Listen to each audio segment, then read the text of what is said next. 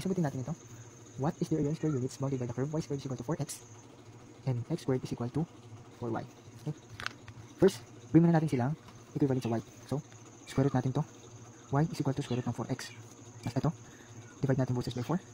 Y is equal to x squared all over 4. Bakit natin ginawa yan? Dahil sa mode 7, mas madali natin ma-plot at matukoy kung saan sila nag-intersect at anong bounded ng curve nila. Okay? Mode 7, kailangan f of x is equal to y. Tapos, dito na tayo sa unang equation. 4x. Dapat mag-start tayo sa 0. Yan. Plot na tayo. From 0, plus 1, 2. Kunin na lang natin yung mga whole number. 4, 4. Wala na. Tapos, dito tayo sa kabila. X squared, all over 4. Yan. 0, 0, naging siya 0, 0. So, yan yung lowest natin. 2, 1. Tapos, 4, 4. Nilalaki natin yung graph, ganito itsura niya.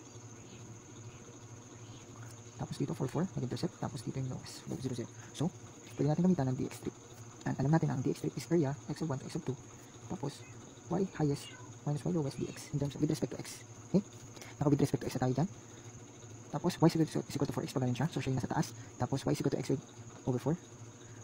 Pa-downward siya. So, kung ano natin, kung pagbabasayan natin, yung lowest yun yung x squared over 4. Yung highest, yun yung square root of x. So, a is equal to x of 1. X of 1 na is 0 to 4 from, okay, yung highest natin, square root of x minus x squared all over 4. Integral na 4x minus x squared over 4 from 0 to 4. A is equal to